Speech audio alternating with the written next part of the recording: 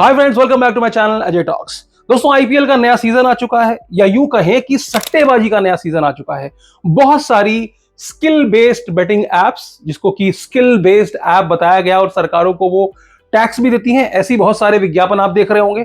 और बहुत सारे अवैध सट्टेबाजी के जो अड्डे हैं वो भी इस समय एक्टिव हो चुके हैं और लोगों को करोड़पति बनाने का सपना दिखा रहे हैं। सुबह अखबार खोला तो पहले पन्ने पर ही शिखर धवन एक बेटिंग वेबसाइट को प्रमोट करते हुए नजर आए। वहीं दूसरे पेज पर भूपेश बघेल, जो कि छत्तीसगढ़ के पूर्व मुख्यमंत्री हैं, उनका नाम एक बेटिंग स्कैंडल में आया है। बताया गया कि चार्जशीट में 6 नंबर पे उनका नाम है। ऐसा आरोप है कि सट्टा किंग सौरभ चंद्राकर, जो कि महादेव बेटिंग की बहुत सारी तमाम सारी एप्स चलाता है, उसके द्वारा पुलिस महकमे को, छत्तीसगढ़ के पुलिस महकमे को प्रोटेक्शन मनी दी जाती थी, और इसी आरोप में एक चार्जशीट दाखिल की गई है। और इसी मामले में आपने बहुत सारी वीडियोस देखी होंगी। डॉक्टर अभिषेक पल्लव, जो कि आईपीएस अधिकारी रहे हैं, उनकी तमाम सारी वीडियोस जिसमें कि वो साइबर क्राइम या साइबर अपराधों के प्रति लोगों को जागरूक करते हुए नजर आए हैं, उनका नाम भी सरप्राइजिंगली इस स्कैंडल में आया है। आरोप है, अब सत्यता क्या है वो तो बाद में ही पता चलेगा, लेकिन ये आरोप अखबार में छपा।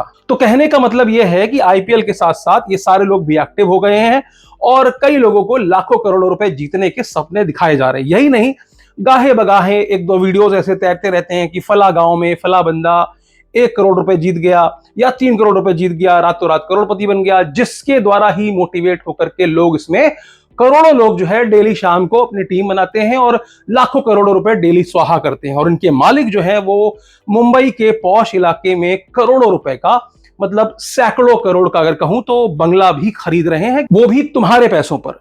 एक पहलू ये भी है कि बहुत सारे लोग अपना घर बर्बाद कर लेते हैं, बहुत सारे लोगों पर उधारी हो जाती है, बहुत सारे लोग इन so called skill based game से निकल करके इलीगल वेबसाइटों के लती हो जाते हैं, और वहां पर वो अपना करोड़ों रुपए स्वाहा कर देते हैं। बहुत सारे लोग तो अपनी जिंदगी से भी हाथ धो देते हैं। हालांकि इस पे चर्चा मैं कई बार कर चुका हूं। आज का जो वीडियो है वो इसलिए इंपॉर्टेंट है क्योंकि आज मैं बात करने जा रहा हूं ऐसी ही एक ऐप के विनर के बारे में, जिसके साथ एक साइबर अपराध हुआ है। इससे पहले कि खबर को पूरी तरह से जाने, एक छोटा सा निवेदन है कि चैनल पर नए हो तो चैनल को सब्सक्राइब जरूर करके रखिएगा, ताकि आने वाले समय में किसी भी तरह के नए साइबर अपराध के बारे में आपको सबसे पहले जानकारी मिल जाए, क्योंकि वो आपको यही मिलने वाली है। तो हुआ यूं कि 2021 में ऐसा ही एक आईपीएल चल रहा था, दिल्ली और कोलकाता का मैच था। बहुत सारे लोगों ने स्किल बेस्ड बेटिंग ऐप पर पैसे लगाए थे, 49 रुपए लगा करके तमाम सारी टीम बनाई थी। उसी में से एक थे कृष्णपाल सोलंकी, जो कि खंडवा के रहने वाले थे, खंडवा के ग्राम फतेहपुर के। यूं तो वो सहजवा के एक सामुदायिक स्वास्थ्य केंद्र में 8,000 रुपए की नौकरी पर एक डेटा एंट्री ऑपरेटर थे, लेकिन उनको भी क्रिकेट से बहुत ज्यादा प्यार था, और वो भी रोज अपनी टीम लगाया करते थे इन बेटिंग एप्स पर। 200-300 टीम लगाने के बाद कृष्णपाल सोलंकी उनकी किस्मत उस दिन जाग गई, जब वो मैच वो दिल्ली और कोलकाता के बीच में चल रहा था। उन्होंने 5 टीम बनाई और 3 कॉन्टेस्ट में पार्टिसिपेट किया। उनके द्वारा बनाए हुए टीम के सभी खिलाड़ियों ने धुआंधार प्रदर्शन किया और सभी कॉन्टेस्ट में वो पहले नंबर पे आए। इसकी वजह से 8,000 रुपए कमाने वाले कृष्णपाल सोलंकी रातों रात करोड़पति बन गए। इनाम की राशि थी 1 करोड़ 20 लाख रुपए। उस 1 करोड़ 20 लाख रुपए में से 36 लाख रुपए बतौर टैक्स कट करके 84 लाख रुपए कृष्णपाल सोलंकी के खाते में आ गए। भैया मोटिवेट मत होना, इससे आगे की खबर समझो। तो 84 लाख रुपए उनके खाते में आए कब? 2021 में। तब उन्होंने खुशी खुशी ऐलान किया कि इसमें से 10 लाख रुपए वो मंदिर में दान करेंगे। हालांकि किया कि नहीं ये मुझे नहीं पता, ये मैं आपको अखबार के सुर्खियों से बता रहा हूं। तो उसके बाद से उन्होंने अपनी बहन की शादी की, उन्होंने अपनी गाड़ी खरीदी, उन्होंने कुछ दुकानें खरीदी, और साथ में वो दुकान पर बैठ करके अपना काम करने लग गए। अब हुआ क्या कि हाल ही के दिनों में उन्हें खंडवा पुलिस के थानों के चक्कर काटते हुए देखा गया। कारण क्या था? कारण ये था कि उनके साथ इसी से जुड़ा हुआ एक साइबर अपराध हो गया। उनके पास इनकम टैक्स की तरफ से नोटिस आया और उनसे 36 लाख रुपए की डिमांड की गई। तो अब यहां एक बात समझने वाली बात है कि जो भी आप जीती हुई राशि है उसके ऊपर टीडीएस तो पहले से कट चुका था।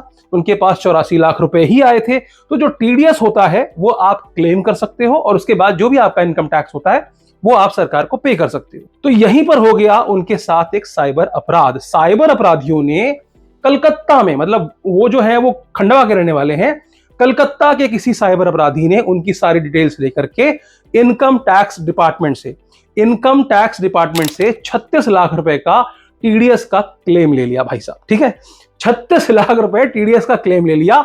और तो और इन्हीं के नाम से वहां पर बैंक अकाउंट बनाया गया, क्योंकि ऑब्वियस सी बात है टीडीएस का जो भी क्लेम मिलता है वो आपको अपने ही बैंक अकाउंट में मिलेगा। ऐसा तो है नहीं कि अजय का टीडीएस क्लेम जो है वो विजय को दे देंगे।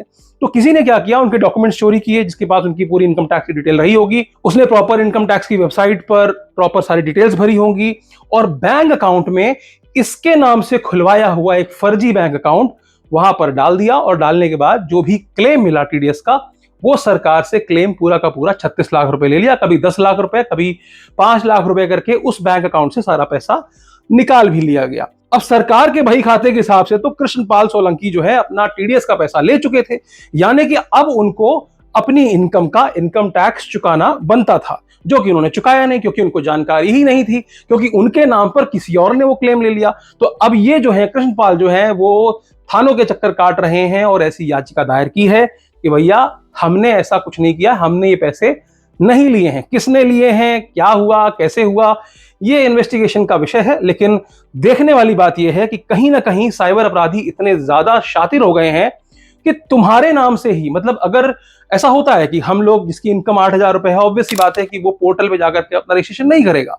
तो यहां पर साइबर अपराधी ने बड़े ही शातिर तरीके से इनकम टैक्स के पोर्टल में उसकी डिटेल के साथ में, यानी कि उसका पैन कार्ड होगा, पैन कार्ड रजिस्टर किया होगा, मोबाइल नंबर, आधार कार्ड, वहां पर अकाउंट बनाया होगा, फिर बैंक में जाकर के या तो मिली भगत से या कैसे भी करके, हो सकता है किसी बैंकर को पैसे दिए हो, क्योंकि वेस्ट बंगाल में इस तरह की घटनाएं बहुत सुनने को मिलती हैं।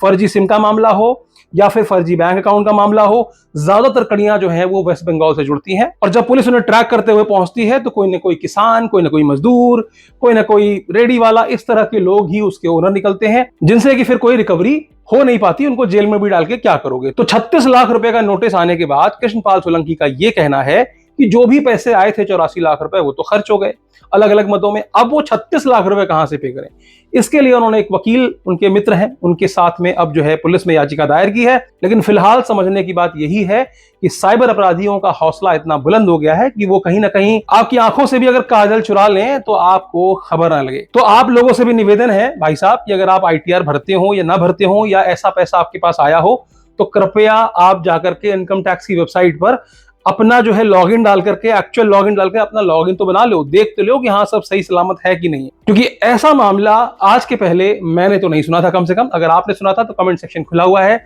इस खबर के बारे में आप क्या सोचते हैं, आपकी क्या राय है, कमेंट सेक्शन में जरूर बताइएगा। आज के लिए सिर्फ इतना है, फिर मिलेंगे किसी और वीडियो में। वीडियो अच्छी लगी तो लाइक कर दीजिएगा, चैनल पर नया हो सब्सक्राइब करते हुए जाइएगा।